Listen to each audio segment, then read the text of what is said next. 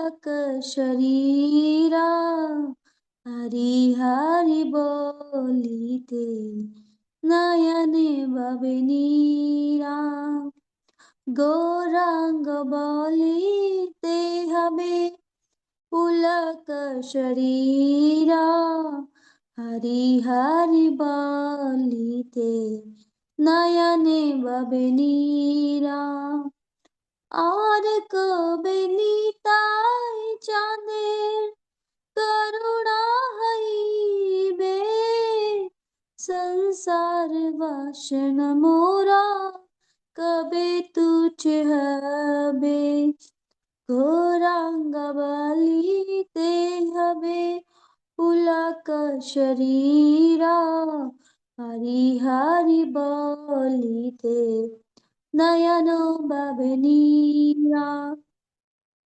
विषय छड़िया सो कबे शुद्ध हाबे मोना कबे हम हेरब श्री वृंदावना रूप रघुनाथ पदे आईबे आकृत आईबे आकुति कभी हम भूजब से युगल प्रीति गौरांग बलिते हबे पुलक शरीरा हरि हरि बोलिते नयन बवे नीरा रूप रघुनाथ पदे रहु मोर आस प्रार्थना करे सदा नरोत्तम दास रूप रघुनाथ पदे रहु मोर आस प्रार्थना करे सदा नरोत्तम दास गौरांग बलिते हबे पुलक शरीरा हरि हरि बोलिते नयन बवे नीरा हरे कृष्ण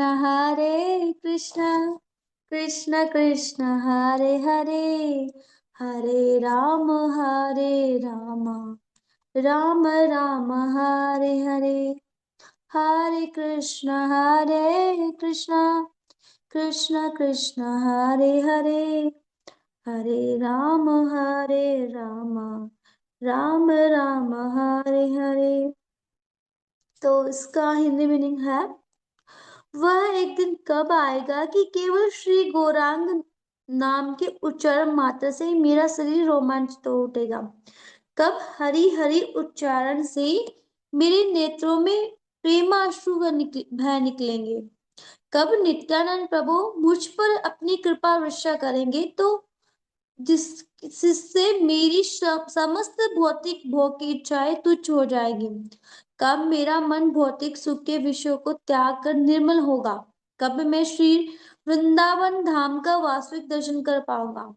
श्री रूप रघुनाथ गोस्वामी यानी कि सत्य गोस्वामी भक्त वृंद के चरण दर्शन के लिए कब मैं व्याकुल हो उठूंगा। कब मैं श्री श्री राधा कृष्ण के दिव्य प्रेम व्यापार को समझने में समर्थ हो सकूंगा। श्रील नरोत्तम दास ठाकुर सदा यही प्रार्थना करते हैं। श्रील रूप गोस्वामी श्रील रघुनाथ गोस्वामी के चरणों में मेरी आशा सदा बनी रहे। तो ये एक प्रार्थना है, तो हमें प्रार्थना करनी चाहिए कि हमारे जो वैष्णव जन है ना, गौर निताय है, उनके चरणों में हमेशा प्रार्थना करनी चाहिए कि जब कैसे मैं हरि नाम का जाप करते करते मेरे आंखों से प्रेमाश्रु बहे, है ना, और मुझे उन सबका प्रेम प्राप्त और जो भी भौतिक इच्छाएं तुच्छ इच्छाएं उनसे हमें मुक्ति मिले, वो हमारी छूट जाए। तो ये हमेशा हमें प्रार्थना करनी चाहिए वैष्णव जनों से। तो हमारा ना वैष्णव सदाचार का चल रहा था, तो जिन्होंने ज्वाइन करी थी उनमें से तो एक भी वैष्णव सदाचार वाले नहीं है यहाँ पे, मतलब जिन्होंने क्लास ज्वाइन करी थी वो तो एक भी नहीं है यहाँ पे। तो पीछे का थोड़ा मैं ही बता देती हूँ। क्या था पीछे का डिस्कशन? हाँ, तो लास्ट टाइम हमने जैसे चर्चा करी थी, जैसे हम पहले मंदिर में एंटर करते हैं तो प्रणाम करते हैं ना, उसके बाद दर्शन कैसे करते हैं वो चर्चा करी थी। उसके बाद हम दर्शन करने के बाद हम मंदिर में बैठ भी जाते हैं, तो बैठने के बाद हमें क्या करना चाहिए, और मतलब प्रजल्पा नहीं करनी चाहिए। तो प्रजल्पा कितने, भक्ति विनोद ठाकुर जी ने कितने प्रकार की प्रजल्पा बताई थी, प्रजल्पा के प्रकार बताए थे, वो सारा हमने डिस्कशन करा था। आप जो लास्ट वीडियोस हैं उसमें पढ़ सकते हो। और फिर बात आई थी विनम्रता की, है ना। और एक व्यक्ति को जैसे, वो तो धोती कुर्ता साड़ी वगैरह तो एक माता जी प्रभु जी पहनते ही हैं, लेकिन इनके अलावा उन्हें क्या पहनना चाहिए वो आज हम डिस्कस करेंगे। लास्ट क्लास में ये था कि हमने टेम्पल में जाते हैं तो हमें किस तरह का पहनावा होना चाहिए, हमारा वेशभूषा अटायर कैसा होना चाहिए। तो जैसे प्रभुपाद जी कहते हैं कि जो हमारा अटायर है, हमारे जो वैष्णव वेशभूषा, वो भी एक प्रचार है, वो भी एक प्रीचिंग है, क्योंकि जैसा हम पहनेंगे तो सामने वाला उससे से देखेगा तो वो भी विचार करेगा कि हाँ इसने, जैसे हम देखते हैं कि सुंदर कपड़े पहनेंगे तो लोग हमें सुंदर बताएंगे, अगर हम भद्र कपड़े पहनेंगे, खराब कपड़े पहनेंगे तो वो गलत कमेंट आएंगे उसमें। तो हमारा ये भी होना चाहिए कि टेम्पल में हम कैसे कपड़े पहने। दूसरा, टेम्पल में हमें वैसे ही कपड़े पहनने चाहिए, एकदम सादगी वाले, है ना, सिंपल सिंपल कपड़े पहनने चाहिए, क्योंकि हम थोड़े अट्रैक्टिव पहनेंगे, लाइक जो डार्क कलर होते हैं ना, ब्लैक ब्लू, अगर ऐसे कलर पहनेंगे तो क्या होगा, वो दूसरे को अट्रैक्ट करेंगे और उनकी भक्ति में बाधित बनेंगे वो। तो हमें सिंपल कपड़े पहनने चाहिए और सिंपल रहना चाहिए। और ऐसा विचार होना चाहिए कि हम टेम्पल में दर्शन करते हैं तो कि हम भगवान के दर्शन नहीं करें, भगवान हमें देख रहे कि ये मेरा भक्त मेरे दर्शन करने के लिए आए। तो हम क्या करते हैं कि मंदिर जाते हैं कि लोग, वहां पे लोग हमें देखेंगे, अगर मैं अच्छी साड़ी पहन के जाऊंगी तो लोग मुझे देखेंगे कि वाह कितनी सुंदर साड़ी पहन के है। तो हमारा भाव ये होना चाहिए कि भगवान हमें देख रहे हैं, ना कि लोग हमें देख रहे हैं, भक्त हमें देख रहे हैं। तो इस तरह से हमें सिंपल बन के वहां जाना चाहिए। तो हाँ,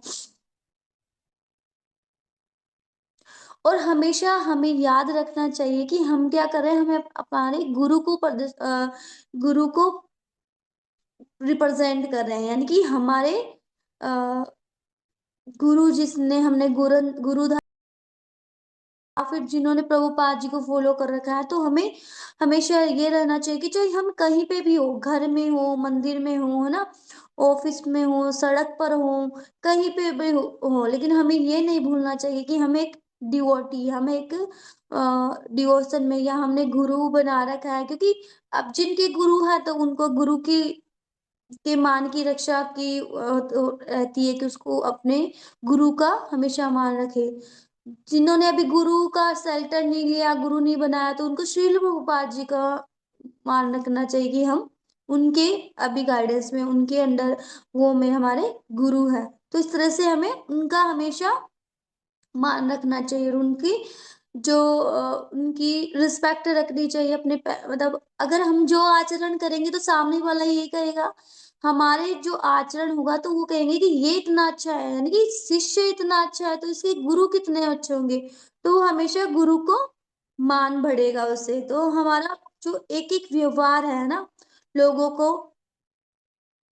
लोग हमें देख कर हमारा छोटे छोटे व्यवहार, हमारा बोलना, हमारा रहना चलना, ये सब हमें एक एज ए डिवोटी सबके सामने प्रेजेंट करना चाहिए, कि उसे देख कर कहे कि वाह ये इतना अच्छा है तो इसके गुरु कितने अच्छे होंगे। तो हमेशा हमें ये ध्यान रखना चाहिए। जैसे श्री राधानाथ स्वामी जी महाराज जी अपने कोट में कहते हैं, a real disciple is one who lives and even die in such a way as to protect the dignity and good name of one's Guru and Krishna.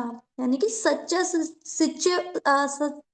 शिष्य वही है जो अपने गुरु और कृष्ण के सम्मान की रक्षा करते हुए अपना जीवन जिए या मरे। तो ये होना चाहिए सच्चा शिष्य। तो एक छोटी सी मतलब ऐसे ही मैंने सुना था, एक कहानी थी। तो उसमें मतलब प्रभु जी से सुना था। तो एक बार एक भक्त था, तो बाहर वो बहुत मतलब आने जाने वालों से बहुत मधुर व्यवहार करता था, है ना। जो रास्ता पूछता था उसको प्रेम से मतलब रास्ता बताते थे, जिससे हम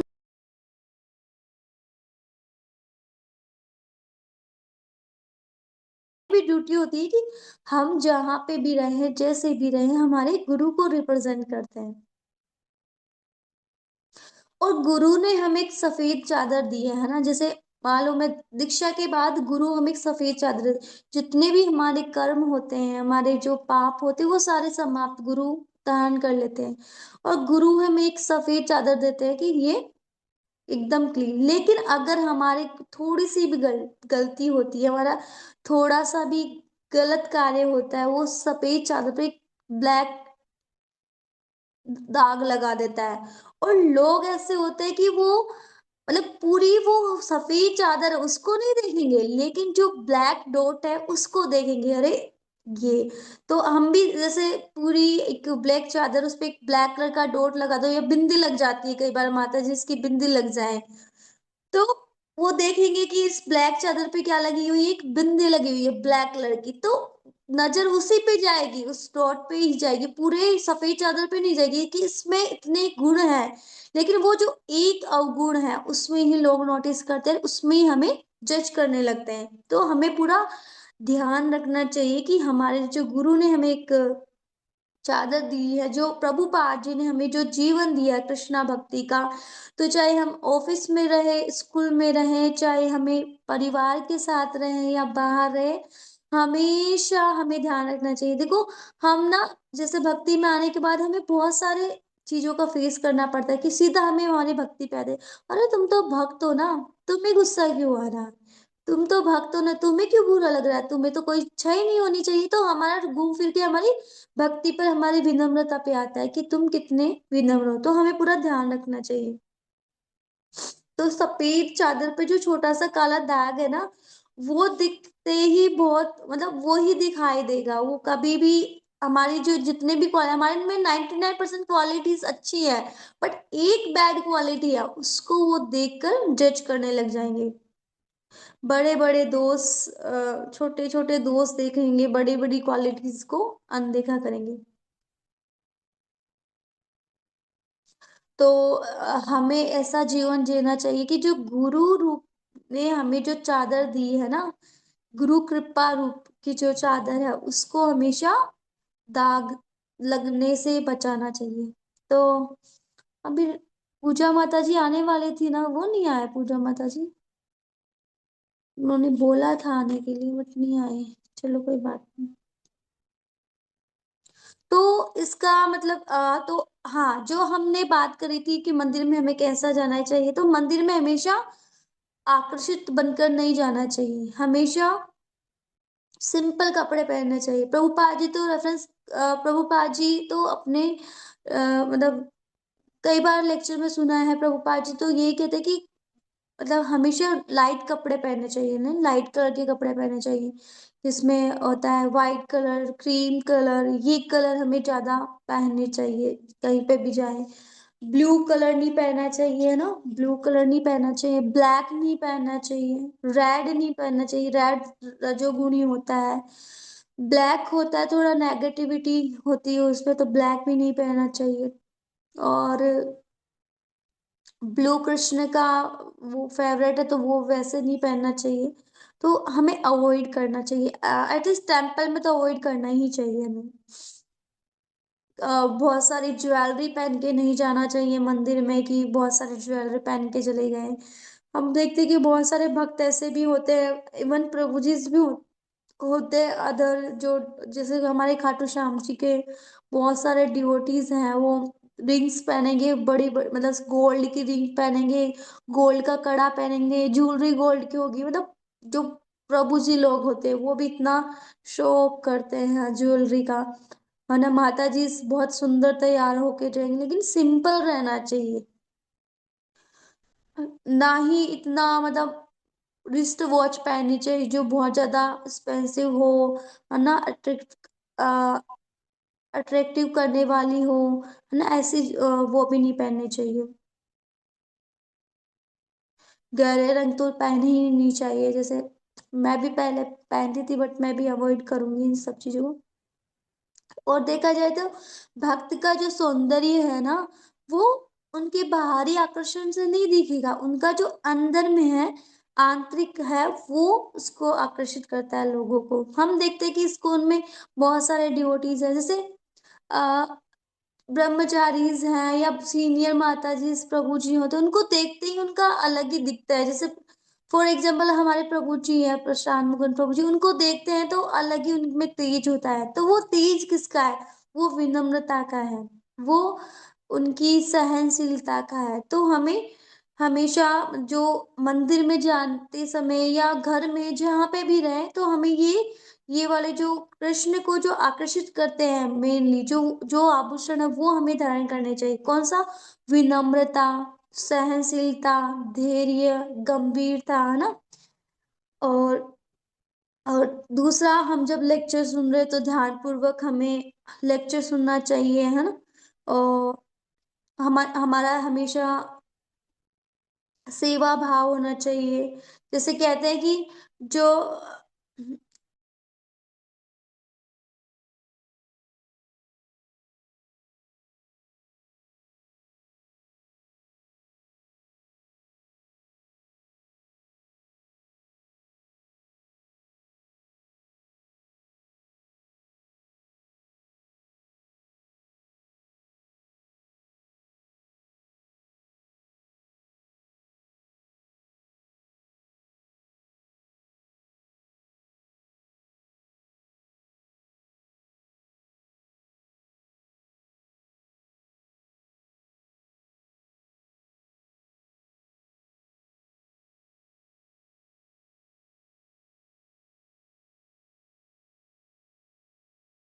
ऑफ रिंग ऑफ कमिटमेंट ये होनी चाहिए, हमारी रिंग ऐसी होनी चाहिए। तो ये वास्तविक आभूषण है कि हम क्या क्या कर रहे हैं, जो हमारे गुरु ने नियम दिए वो पालन कर रहे हैं या नहीं कर रहे हैं। इवन टूटते हैं बहुत बार, बट हमें कोशिश करनी चाहिए कि ना टूटे। हमें रियलाइज करना चाहिए कि हाँ मैंने ये गलती करी है। हमेशा रिग्रेट करना चाहिए, हर चीज का रिग्रेट करोगे तो शायद आप फिर कंट्रोल कर पाओगे उस चीज पे। तो हमेशा कंट्रोल करना चाहिए। तो ये है। और अब आगे इसमें बता रहे हैं कि और क्या नहीं पहनना चाहिए। तो इसमें बता रहे हैं कि चमड़े यानी कि लेदर से बनी हुई वस्तुएं नहीं पहननी चाहिए, क्योंकि लेदर होता है वो पशु को, जो पशु को मारकर, मतलब उसकी जो चमड़ी होती है वो उतार कर बनाया जाता है। अब के लोग तो कहते हैं कि नहीं, मरे हुए पशुओं की बनाई जाती है ना। बट देखा जाए तो आज हम देख रहे हैं कि गायों को, है ना, हर जो एनिमल है उसको खुद मार रहे हैं। अब तो मार कर उनकी हत्या कर कर जो बिजनेस है वो चलाया जा रहा है, कि उनकी हत्या कर उनसे जो स्किन मिलेगी उससे बैग बनते हैं, शूज बनते हैं, है ना, बेल्ट बनते हैं और जैकेट्स बनती है। तो ये हमें अवॉइड करना चाहिए। लेदर का शूज होता है वो अवॉइड करना चाहिए, लेदर का बेल्ट होता है वो अवॉइड करना चाहिए, लेदर के बैग, है ना, जैकेट लेदर की, वो हमें अवॉइड करनी चाहिए।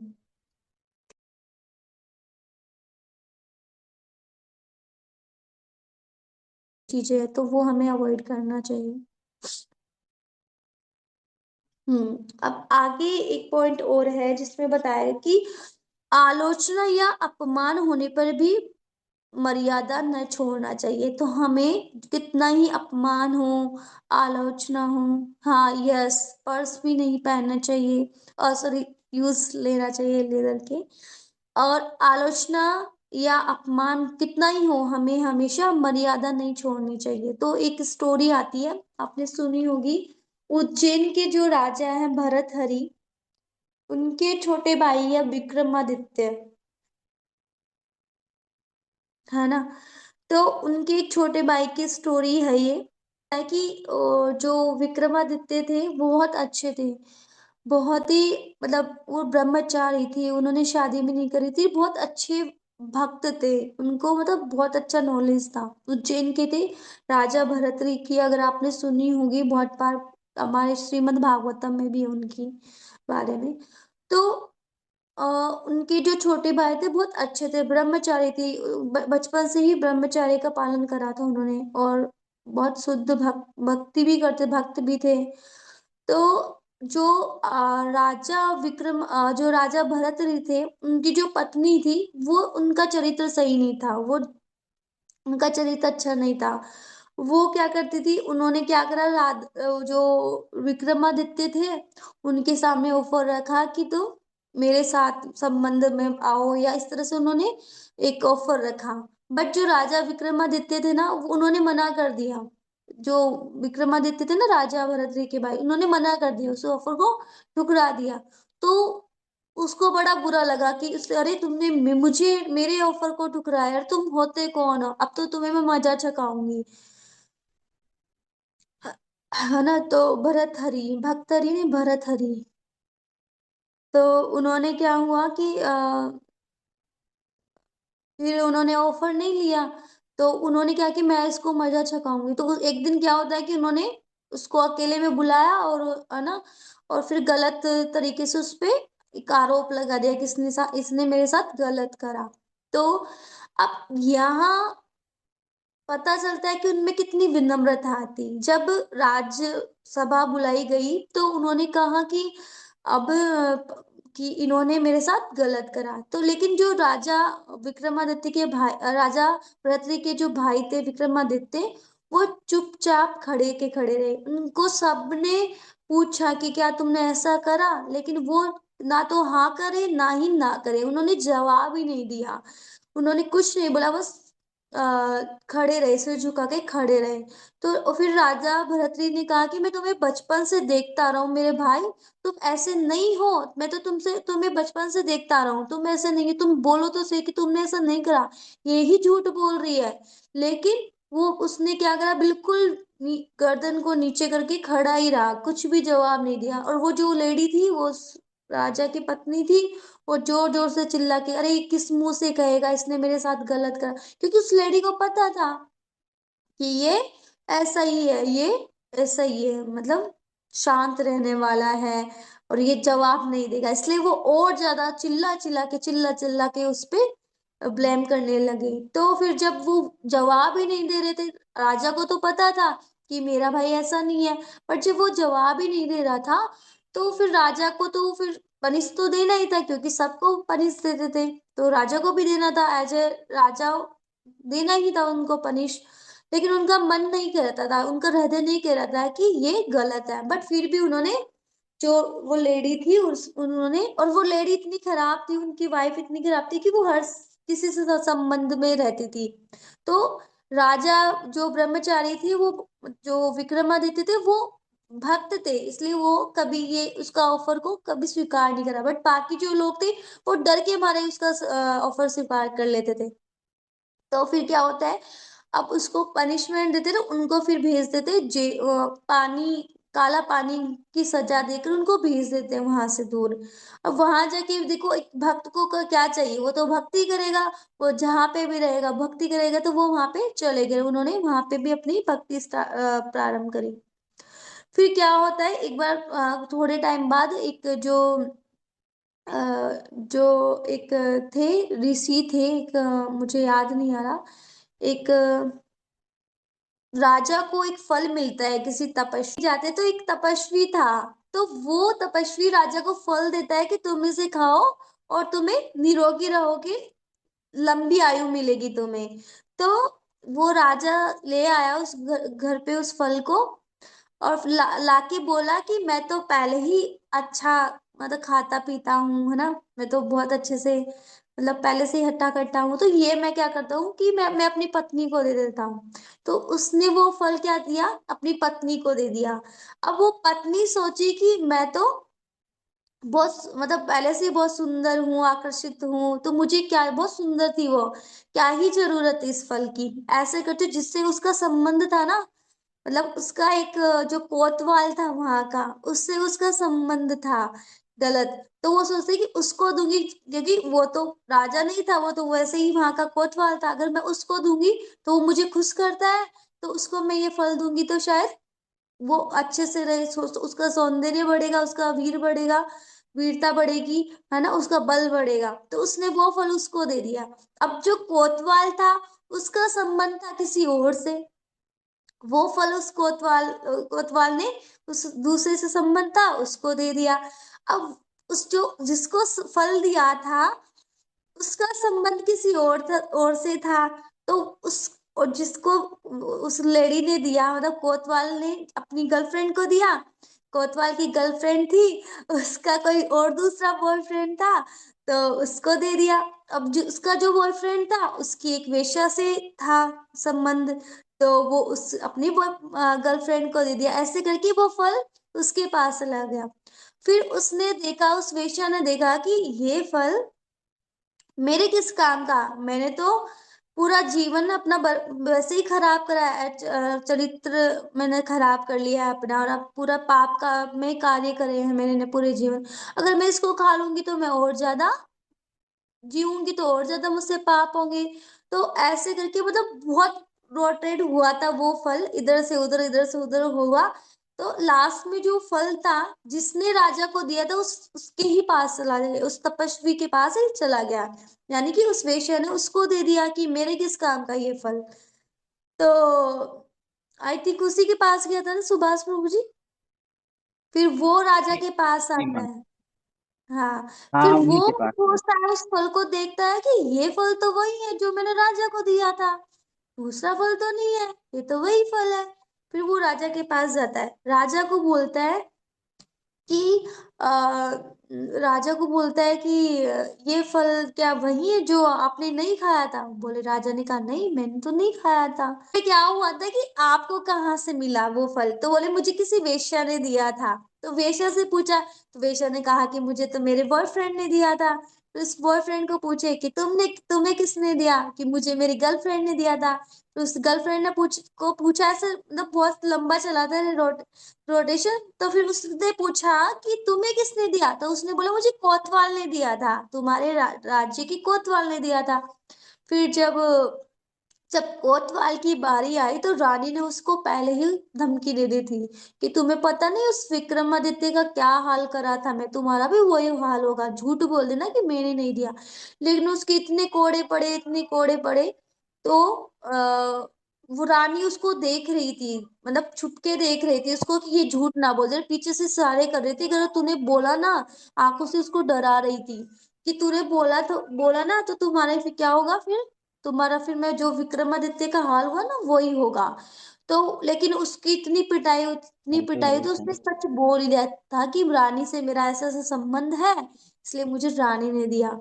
तो विक्रा जो राजा भरत रीते, उनको इतना बुरा लगा कि इस पागल की खातिर जो चुड़ैल इस तरह से, जैसे मैंने गुरु महाराज जी की में भी सुना था ये, इस चुड़ैल की खातिर मैंने अपने भाई को, इतना जो भाई इतना अच्छा भक्त था, इतना विद्वान था, उसको मैंने काला पानी की सजा के लिए भेजा। तो उसने फिर बोला कि उसने फिर रानी का तो पता चल ही गया था। तो यहाँ हमें पता चलती है कि ये चीज की, जब हमारे साथ कोई बुरा होता है, हमारा अपमान होता है, तो हमें चुप रहना चाहिए उस टाइम, हमें कुछ नहीं बोलना चाहिए, उस अपमान को सह लेना चाहिए, है क्योंकि पक्का। हाँ, हाँ, उस अपमान को सह लेना चाहिए। जब हम सहेंगे तो कृष्ण खड़े रहेंगे हमारे लिए, कृष्णा उस चीज का हम नहीं बोलेंगे, लेकिन कृष्णा हमें हमें जी जी। उस चीज का कृष्णा फिर करेंगे हमारे लिए। तो उस रानी को तो फिर उस राज्य से निकाला, बाद में फिर बाद में ये भी आती है, बहुत स्टोरी आती है कि जो भर्तृहरि थे ना, उसने भी राज्यपाट त्याग दिया था, पूरा राज्य त्याग दिया था, बाद में वो भी एक सन्यासी बन गए थे, यानी जंगलों में चले गए थे। तो फिर उन्होंने जब उनको अपने भाई को विक्रमादित्य को बुलाया कि, और उनसे पूछा कि तुमने मतलब उस टाइम क्यों नहीं बोला और क्यों चुप रहे, तो उन्होंने कहा कि शायद मैं उस टाइम बोल देता तो शायद मेरा कोई यकीन नहीं कर रहा था, लेकिन आज भगवान ने ये सब कुछ सत्यता अपने आप ही सामने ला दी। तो उनका पूरा भगवान पे विश्वास था, उनको तो भक्ति करनी थी, वो तो भक्त थे। वो चाहे काला पानी की सजा भोगते हुए भक्ति करे या घर में महल में रह के भक्ति करे, उनको तो भक्ति करनी थी। वो तो वहां पे भी अपनी भक्ति करे थे। लेकिन अगर वो उस दिन बोल देते तो शायद इतना मतलब भगवान, उनको भगवान पे विश्वास था हमेशा से कि भगवान उनकी रक्षा करेंगे। तो हमेशा आ, ये चीज हमें भी रहनी चाहिए कि कितनी ही हमारी आलोचना हो, हमारा अपमान हो, है ना, हमेशा हमें हमारा जो है कभी नहीं छोड़ना चाहिए। हमेशा डिपेंड कृष्ण पे विश्वास रखना चाहिए। अवश्य रक्षिबो कृष्ण विश्वास पालन, भगवान हमारी रक्षा करेंगे। तो मैंने इतना ही इसको टॉपिक को लिया था आज। इसके अलावा मैंने सोचा था कि हम कुछ और डिस्कशन कर लेंगे, लेकिन कुछ भक्त तो आए ही नहीं, तो एंड करें क्लास को, हम रात को करते हैं फिर।